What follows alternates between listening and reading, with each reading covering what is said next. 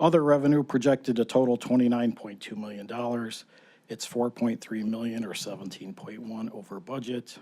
And this is the anticipated reimbursement from the Secretary of State for budgeted election costs.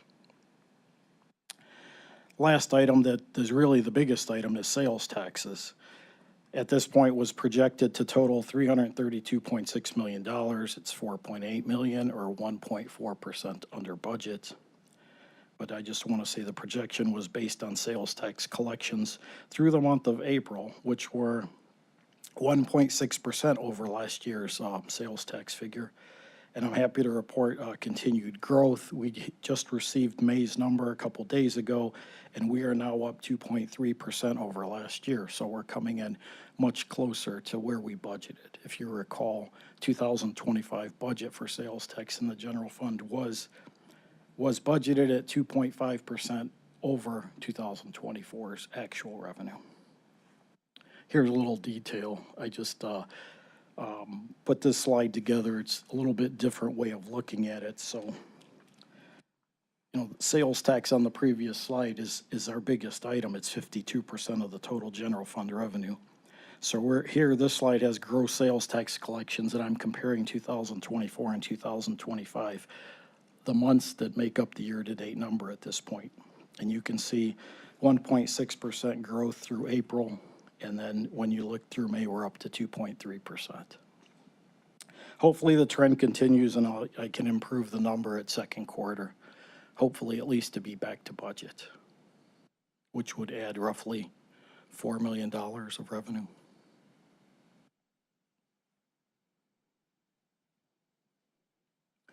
General fund expenditures projected to total $689.3 million. It's $10.6 million or 1.5% under budget. So expenditures are categorized, you can see in these areas of personnel services, other expenditures, and subsidies to other funds. So first, we'll look at expenditures by these categories. Personnel services projected to total $394.8, which is 7.6 or 2% over budget. This over budget's primarily in the sheriff's office and juvenile court. Other expenditures projected to total $217.3 million, 18.2 or 7.7 under budget. And then subsidies projected to total $77.2 million, which is what was assumed in the budget. The second block there, just removing the impact of ARPA, and what I have projected is the remaining, whatever is left, and it was $32.6 million. And general fund expenditures projected to total $656.8 million, 10.6 million or 1.6% under budget. So this is a snapshot by our budget categories. Next, I'll show you by department. So these aren't all the departments. These are just the major departments, and I'll give you a reference point in a second to what page you can get the full detail. So these are variances for each of the larger departments, or at least the departments that made up the larger numbers. Total surplus $10.6 million, as I stated on the previous slide, in expenditures. So the county exec departments, that first category up there, projected to contribute $4.3 million to the overall surplus. So it includes projected surpluses of $2.5 million in economic development, $5.6 million in public works, and $3.2 million deficit, though, in the sheriff's office. So all of those taken together rounds out to about $4.3 million. Elected officials projected to contribute $2.1 million to the overall surplus, and the larger surpluses here were $1.3 million in the common pleas court, $1.3 million surplus in the prosecutor's office, and projected deficit of $1.1 million in juvenile court. And then the third category up there is boards and commissions, projected to contribute $4.2 million to the surplus, $1.7 million in the Board of Elections Department, and $1.8 million in the Veterans Services Commission. There's a question. Oh, I'm sorry. Walter, if I might, just curious, does county council's budget appear in this area? It does. That's Where is it captured on this? in screen? elected officials, Councilman. Yeah, but There's not a, there's a very small variance for county council. Hold on just a moment.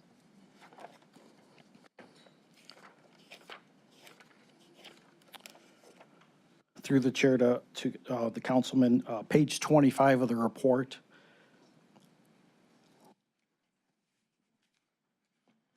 If you look under elected officials, you'll see county council. There is a surplus projected there of $80,613. $80,613. Okay. Look for the column labeled 2025 budget variance. And county council is the second line item under elected officials.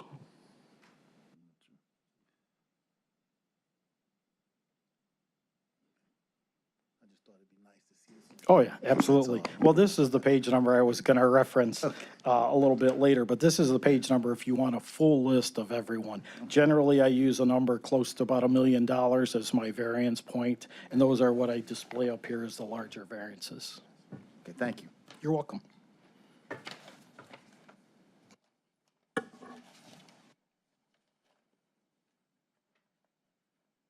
So pages 10 and 11 in the report describe all the variations, and page 25, as I just showed you, is the full list of departmental variances.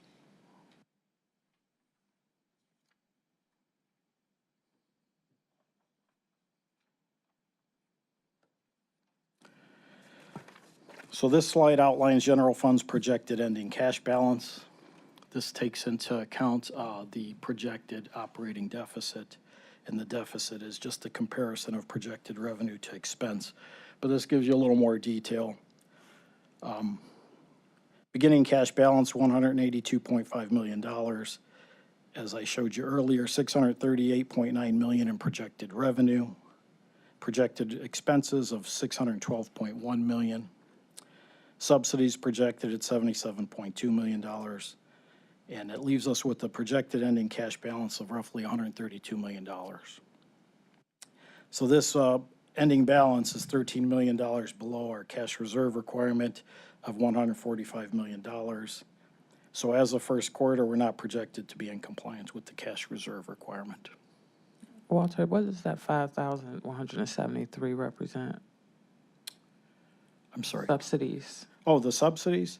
Those are general fund payments for a whole host of debts, followed by, here, I'll give you the reference page.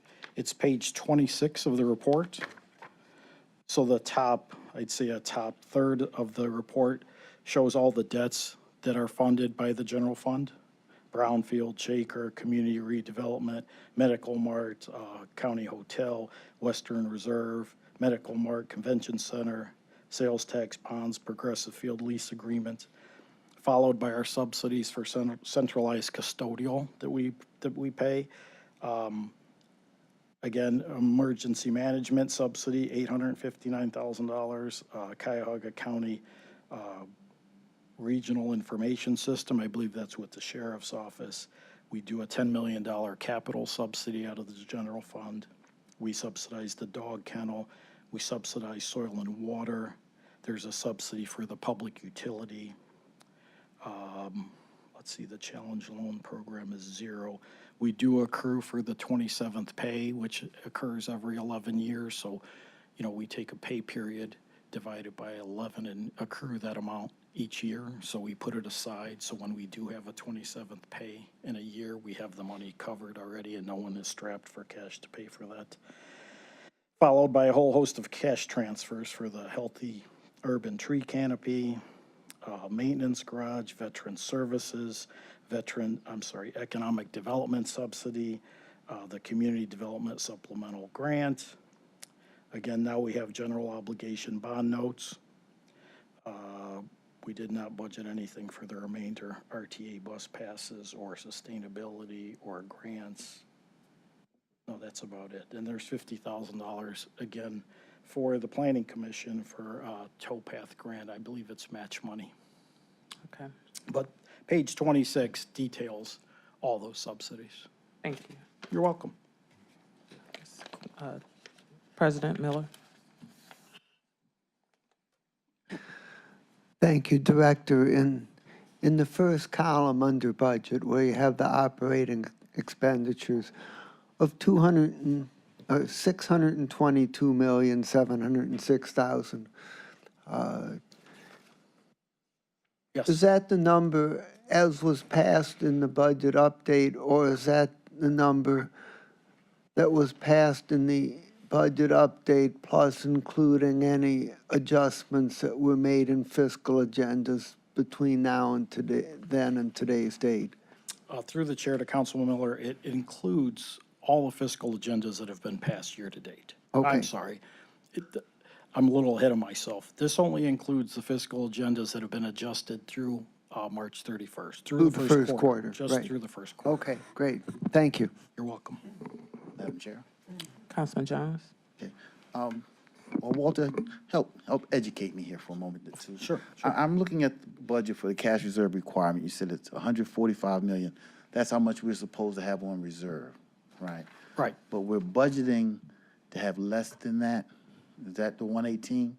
We're budgeting to Yes. plan to not have the full reserve, Well, although in the actual, we do have enough? Councilman Jones, the budget as passed this year had a $25 million deficit in it. So passing a budget with a deficit means you're going to use part of your cash. So that's the way that this was actually passed.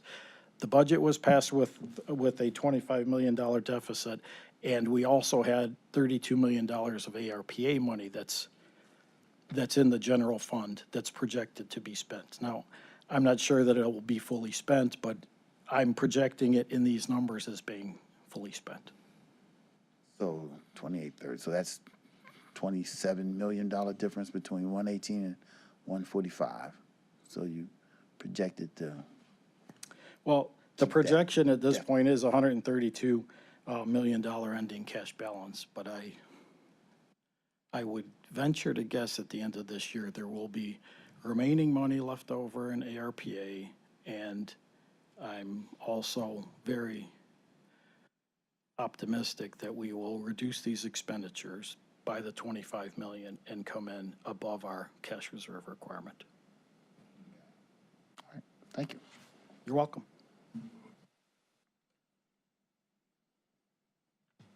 So at this point, if there aren't any other questions, I'll shift over to the Health and Human Services levy. Okay.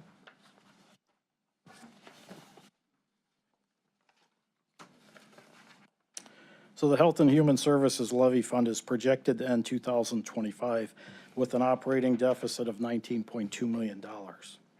And it's based on a couple of items. It's in both revenue and it's also in expenses, or primarily in subsidies is what we have here in the Health and Human Services levy.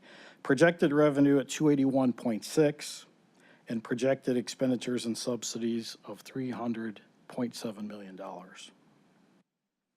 So let's talk about the revenue first. So this slide highlights the projected revenue for the Health and Human Services Fund. Revenue is projected at $281.6 million. It's 5.8 million, or 2% under the budget. We have three categories in this the levy. We have intergovernmental revenue, other revenue, and property taxes.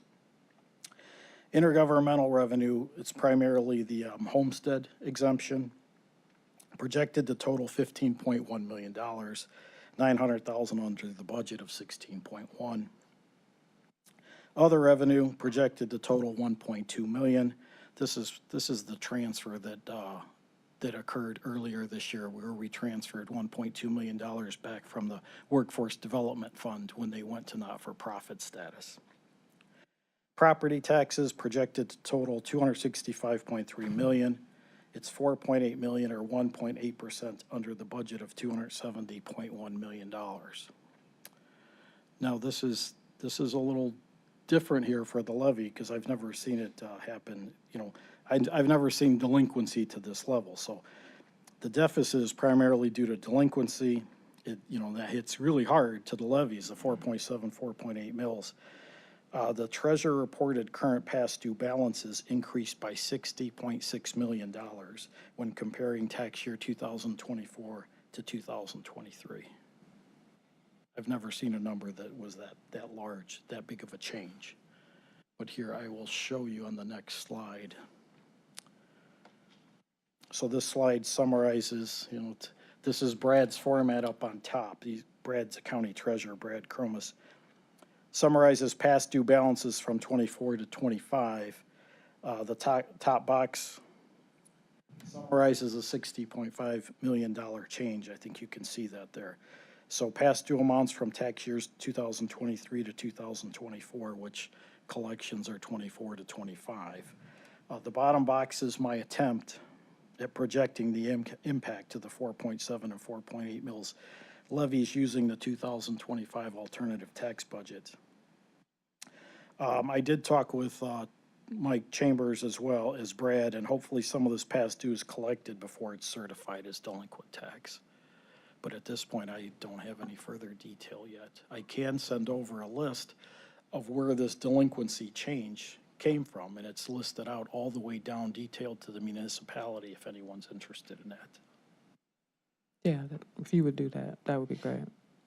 So when we have delinquencies from property taxes, that affects us. From a revenue perspective, yes.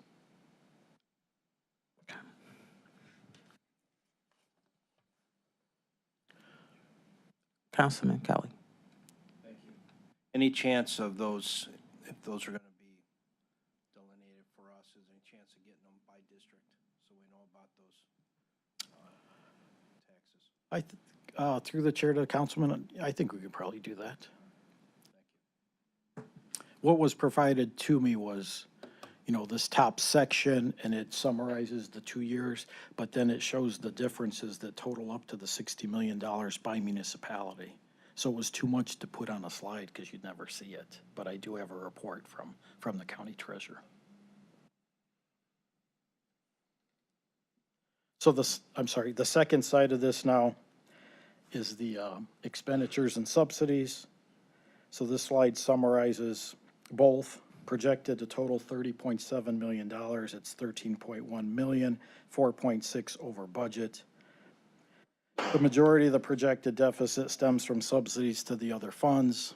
And really, you'll see in the next couple of slides, it's primarily two divisions of HHS that contribute here. So this slide details the larger subsidies, so you can see the two big red numbers there. So Job and Family Services is projected to need a subsidy that's $5.8 million more than what was budgeted. And it's all due to his overtime that Kevin Gowan's staff are working to reduce the call center wait times.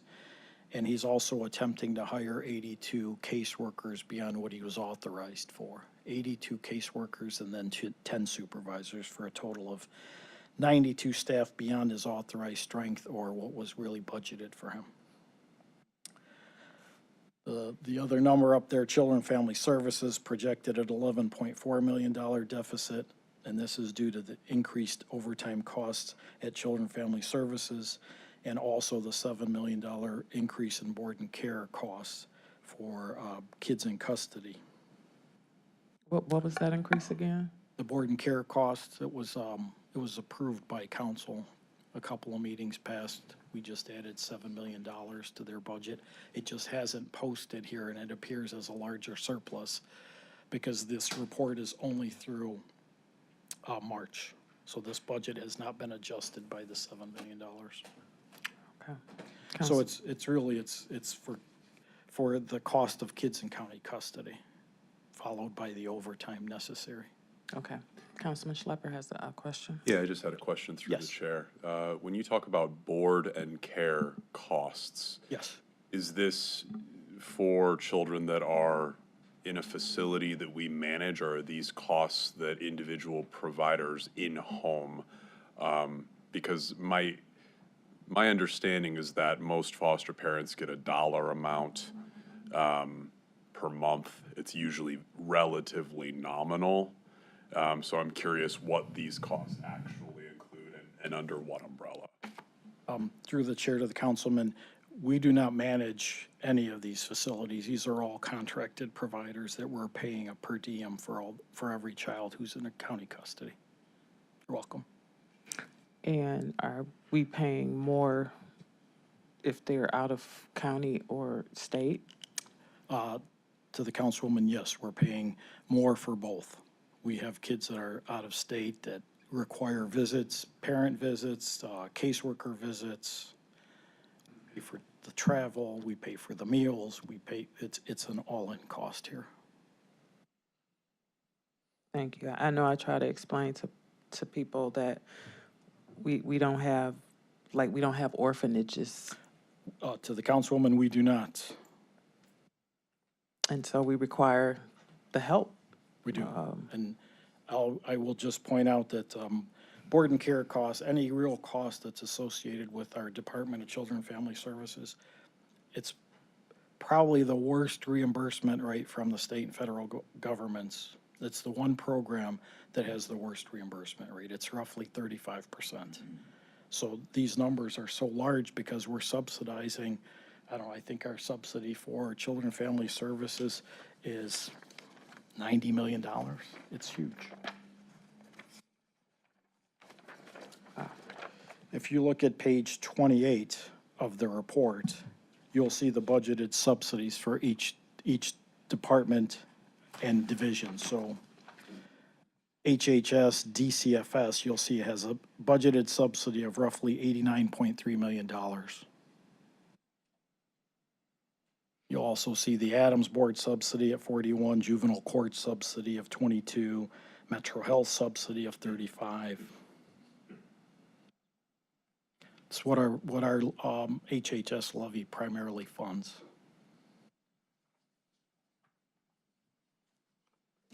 Good, okay.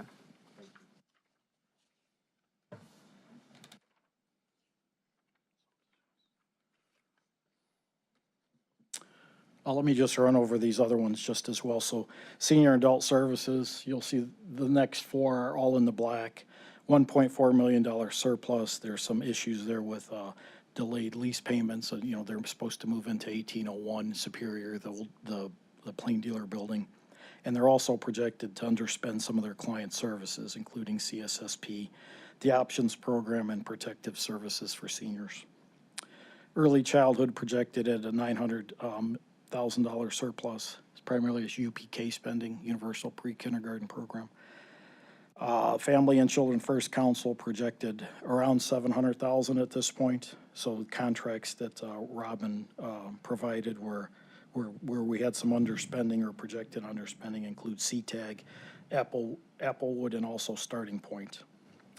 And then the reentry program, about the same surplus, $700,000. Again, underspending primarily in Simeon Best's contracts for case management, some educational and legal services for reentry clients. So that's the page 28 if you want to look in the report to see all of the subsidies and where the projections are.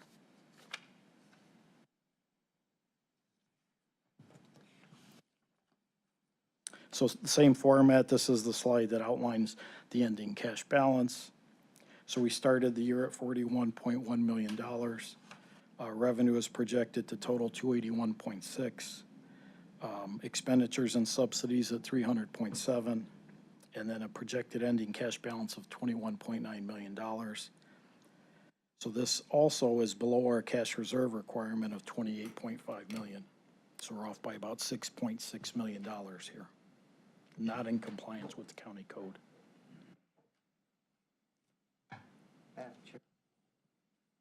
Councilman Miller?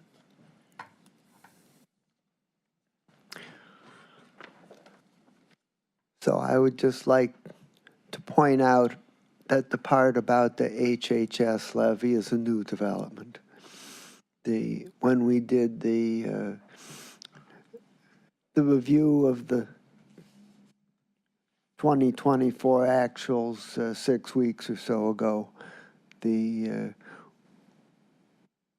we knew full well about the general fund operating deficit, but at that time, the HHS levy appeared to be in pretty good shape. But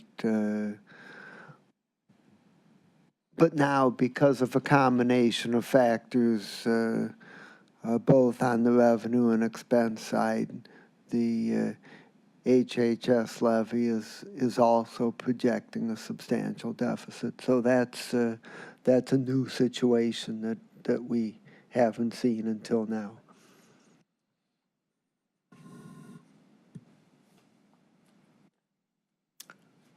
Councilman, I would agree with you. I mean, the only thing that I would add at this point is that for the last several years, the Department of Health and Human Services, all in with all the divisions, typically they underspend their budgets at a pretty good clip. So I'm hopeful that we can make some ground here.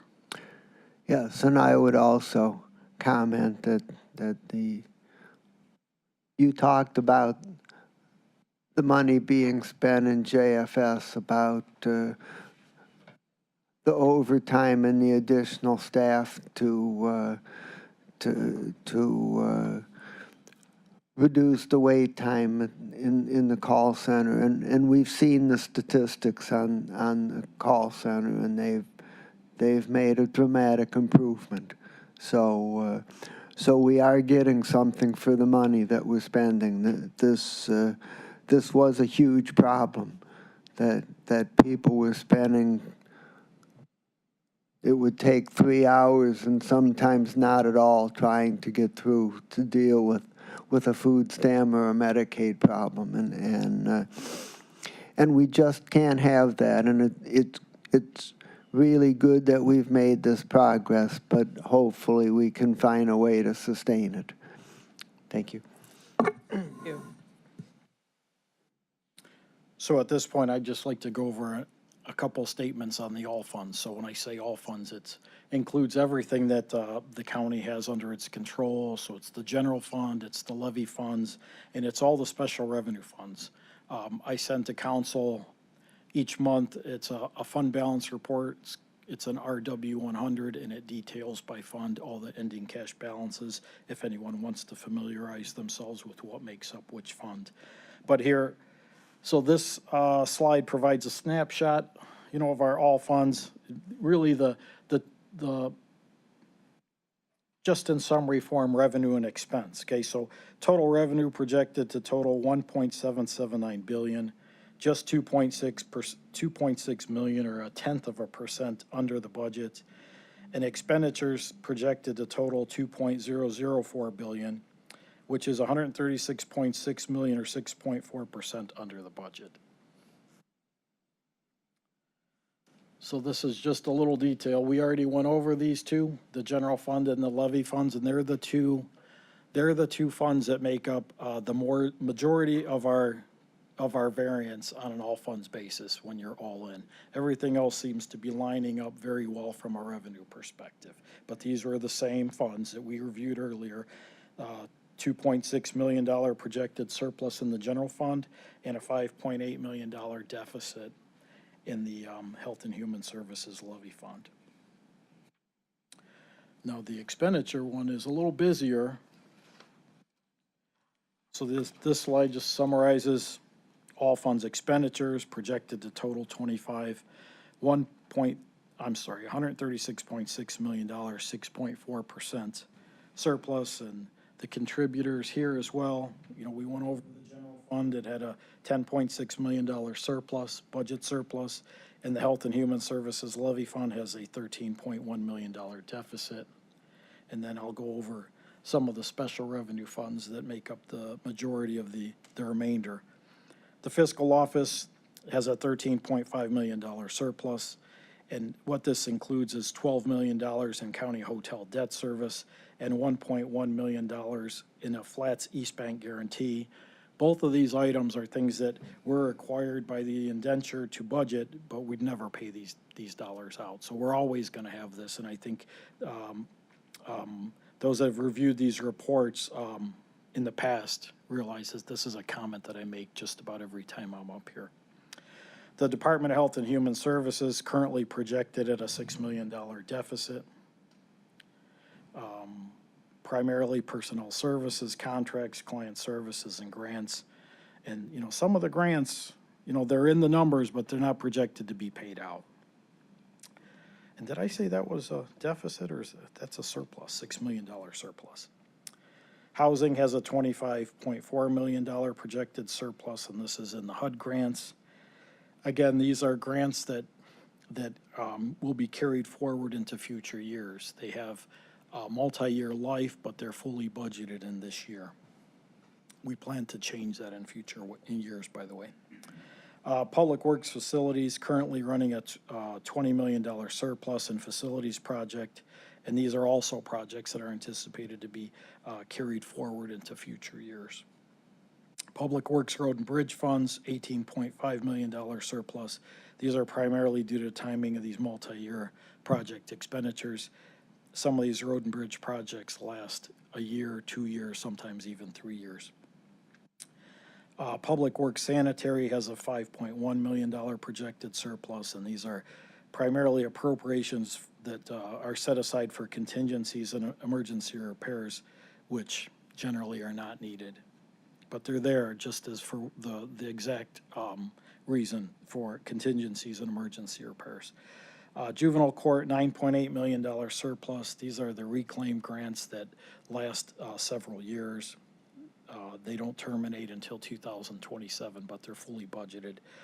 Prosecutor, $5 million projected surplus. Again, he's got multi-year grants that'll carry into 26 and 27.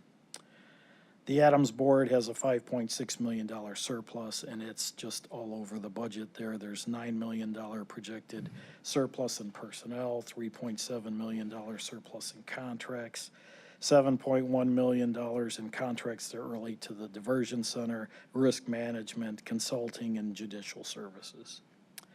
And then the Board of Developmental Disabilities has a $10.3 million surplus, $6.8 million projected in personnel, and $4.3 in a state waiver match that they won't have to pay.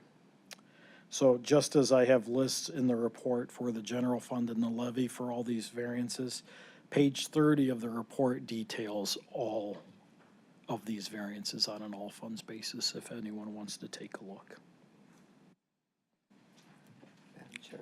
Councilman President. So if you could go back to the previous slide. Certainly, Councilman. Just a comment, and I'm going to comment is about these surpluses, and I'm going to focus on the general fund surplus of $10.56 million. But what I'm going to say applies to a lot of the other ones, which is that I want to remind everyone that the $10.56 million surplus simply means that the expenditures for the year are currently projected to be $10.56 million less than was originally budgeted. But even though that's the case, the budget contained a pretty large imbalance, and even with that $10.56 million surplus, we're still projecting a pretty wide disparity between revenues and expenditures in the wrong direction. So partly made worse by the fact that that revenues are currently projected a little bit under budget. So I just want to make sure that everybody knows what those variances there mean. Thank you.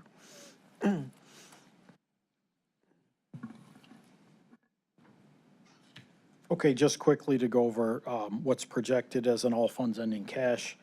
So we started the year at $921.7 million. We have projected a revenue of $1.789 billion, projected expenditures of $2.04 billion, and projecting to end the year at $696.9 million. Happy to answer any questions about the all funds, but I think we've covered it. And Councilman Miller, I would just add to what you just said. We had a $25 million general fund deficit that was budgeted And we're currently running about 17.9, so we have made some progress in the first quarter. Right. So at this point, I'd like to shift over and just offer some statistics on staffing, where we ended '24 versus where we are now through first quarter of '25.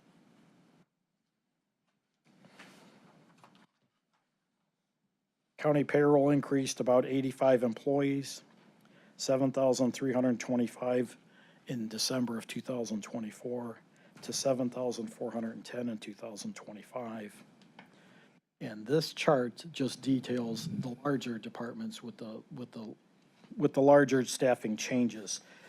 The page number in the report is 31. It's the last page of the report if you want to see a full list. But the departments with the largest changes included the fiscal office, the Department of Health and Human Services, Human Resources, Public Works, the Sheriff's Office, the County Prosecutor, Juvenile Court, Board of Developmental Disabilities, and the Veteran Services Commission. You see the numbers in the far right-hand corner. The black numbers are increases, the red numbers are decreases. And those, roughly those add up to this number.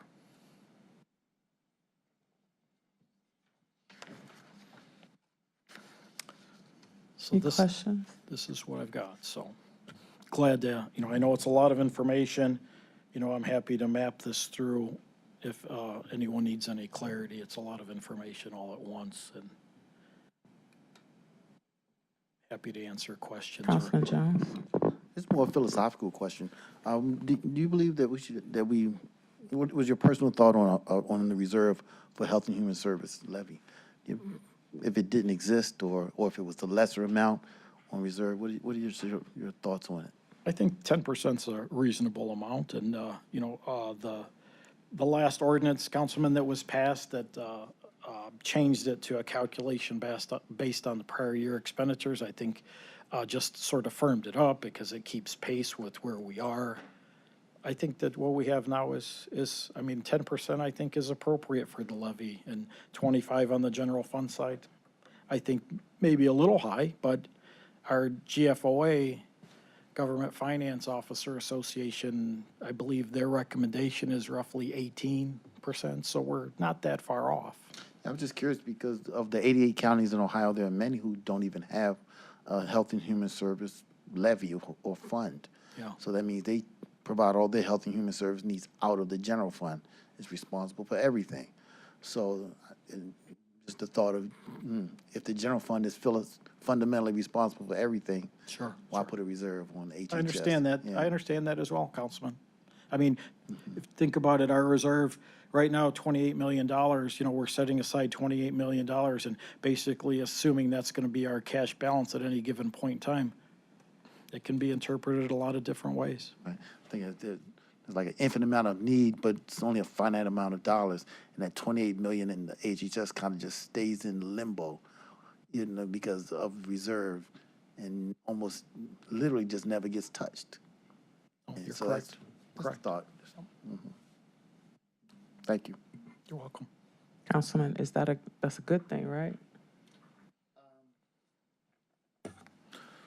Well, I guess it's subjective, but one thought is that $28 million that never gets touched, maybe it's not a good thing. It's something to think about. Councilman Miller? I would just mention that the actual practice, in fact, has not been that reserve doesn't get touched. It actually follows a different pattern, and the pattern is related to the fact that unlike the sales tax, which under favorable circumstances grows every year by 2 or 3%, or sometimes even a little more, the levy fund revenue doesn't grow very much at all, except when we change it and get a higher rate passed. And so So what happens is once we set the levy, we have a situation where our revenues are flat and our costs are increasing. And so what typically happens is that after we pass a levy with an increase, we have a healthy reserve. And that levy reserve gradually gets worked down.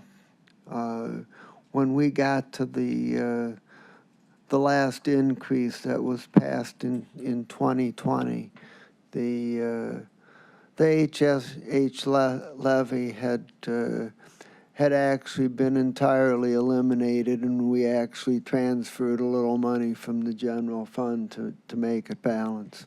You know, so the HHS levy reserve actually provides a little bit of mechanism for helping us manage the HHS levy expenses through the 4 to 8 year levy cycles that we deal with. Thank you. Any other questions? Can I just add? The Please. credit bureaus love the fact that we have these reserves. So when we're rated for whatever bond issuance, it's something that they spend a lot of time on. Just wanted to make sure it wasn't indicative that we weren't providing services or, To that point, Walter, do the bonds care what the rating is? I'm not the rating, I'm sorry, what the percentage of the reserves are? Through the chair to the councilman, the credit agencies, they like the fact that we have high percentages and that we hold to them because they look at that as security.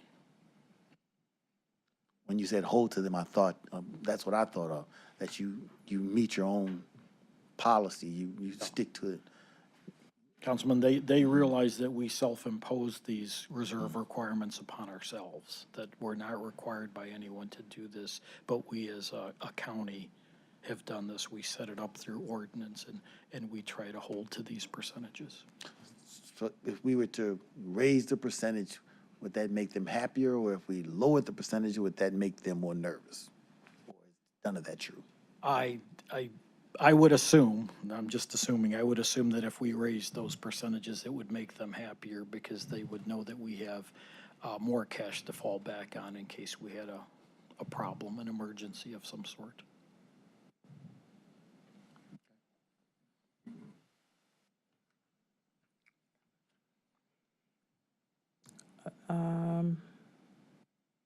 on the website, we can see the monthly reports that are usually uploaded by your office. I was wondering about the third quarter for 2024. When might we see those on the website?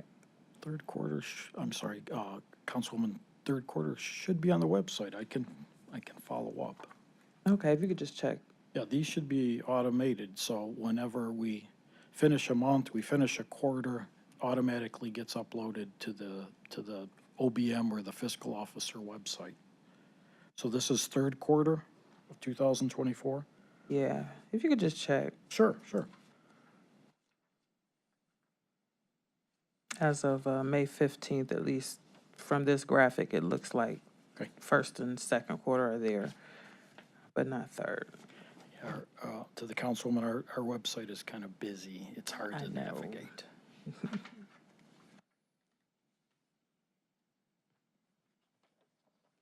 Okay, well, excellent report. I find myself understanding things that I didn't before. I Happy to hear. appreciate you for all your tutorials Thank you. and help, and I'm sure if any of my colleagues had questions, Glad to help. yeah, absolutely. And we have our own in-house aficionado as well. So, Okay, well, if there are no further questions, we thank you for your time today. Thank you, appreciate it. What's next up? Yeah, Second quarter. Well, May's report is out. You'll get a June report, right? And then we'll do a second quarter report. But we're about to start the budget process as well for the next biennial budget. okay, thank you. You're welcome. All right, is there any miscellaneous business? There is